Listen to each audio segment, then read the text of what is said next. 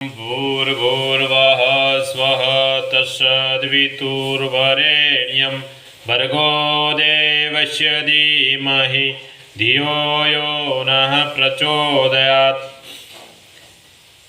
येनेदं भूतं भुवन भविष्यत् परिगृहीतं भूतेन सर्वं यज्ञ स्थापयते सप्त होता तन्मे मनसी संकल्पमस्तु। અજુર્વેદમાં કહેવામાં આવ્યું છે કે જે યોગ સાધના દ્વારા ભૂતકાળ, ભવિષ્યકાળ અને વર્તમાનનું અવિનાશી જ્ઞાન પ્રાપ્ત કરે છે, જેનાથી જીવન યજ્ઞના બધા જ કાર્યો વિધિસર પૂરા થાય છે, તે આપણું મન શુભ અને કલ્યાણકારી વિચારોથી પરિપૂર્ણ બનો.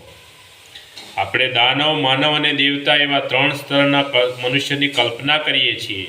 તેમાં દાનવો દુષ્ટ, માનવો મધ્યમ અને દેવતાઓ શ્રેષ્ઠ છે. દાનવો દુર્ગુણોથી ભરેલા હોય છે. માનવોનું જીવન સારા અને ખરાબ બંને પ્રકારના કાર્યોથી ખરડાયેલું હોય છે, જ્યારે દેવતાઓ સર્વગુણોથી પરિપૂર્ણ હોય છે. તેઓ પરોપકારી અને તેજસ્વી હોય છે. દેવતાઓમાં અસાધારણ શક્તિ અને તેજ રહેલું હોય છે. પરમાત્મા તો કણે કણમાં અને પ્રત્યેક વસ્તુમાં હોય છે, પરંતુ આપણી પાસે તેજસ્વીતા હોય ત્યારે જ આપણે તેમનો સાક્ષાત્કાર કરી શકીએ છીએ. વૈદિક ધર્મકર્મના સિદ્ધાંતો ઉપર આધારિત છે. મનુષ્ય એક ક્ષણ પણ કર્મ કર્યા વગર રહી શકતો નથી. બીજી વાત એ છે કે કર્મનું ફળ અવશ્ય પ્રાપ્ત થાય છે, અને ત્રીજી વાત એ છે કે ઉત્તમ અને શ્રેષ્ઠ કર્મનું ફળ શ્રેષ્ઠ હોય છે તથા અશુભ અને ખરાબ કર્મનું ફળ ખરાબ હોય છે. કર્મની ગતિ ખૂબ ન્યારી છે. ક્યારેક આપણને કર્મફળ ઉપર શંકા પેદા થાય છે. પાપી લોકોને ધન સંપત્તિની સાથે મોજ કરતા જોવાથી આપણા ચંચળ મનમાં શંકા પેદા થાય છે, પરંતુ આવી શંકા પાયા વિનાની છે. જે ગુનેગારોને ફાંસી આપવાની હોય તેને ફાંસી આપતા પહેલાં તેની ઈચ્છા પ્રમાણેની વસ્તુ આપવામાં આવે છે. ભગવાનનું કાર્ય પણ કંઈક આવું જ છે. આપણું મન એટલું શક્તિશાળી છે કે જે તે વિધિપૂર્વક ચિંતન કરે અને પોતાના ભૂતકાળ, ભવિષ્ય અને વર્તમાન વિશે સતત ઊંડું અધ્યયન કરે તો તે ચોક્કસ પોતાની વાસ્તવિક સ્થિતિને સરળતાથી સમજી શકે.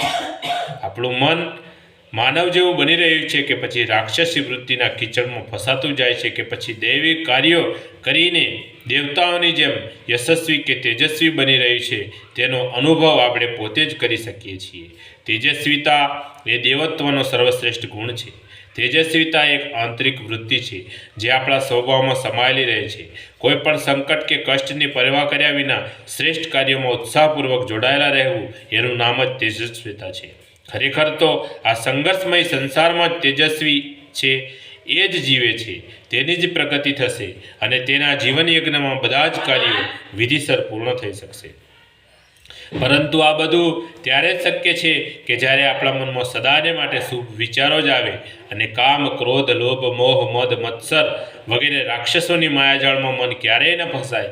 મનમાં ક્યારેય પાપ કરવાની ભાવના ન જાગે. આપણે કુમાર્ગે જતાં બચી શકીએ. હર હંમેશ મનના ખરાબ વિચારોને દૂર કરતા રહીને શુભ તથા કલ્યાણકારી કર્મો કરવાનો સંકલ્પ કરવો જોઈએ.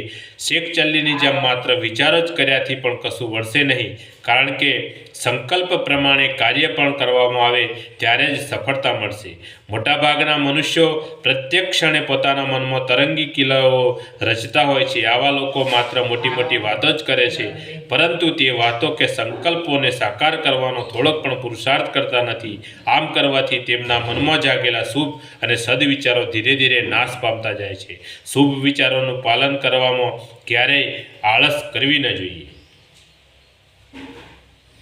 બોલીએ સદગુરુ ભગવાનનો જય. આજ કા આનંદનો જય. આદ્ય શક્તિમાં ગાયત્રી માતનો જય. પોતપોતાના માત પિતાનો જય.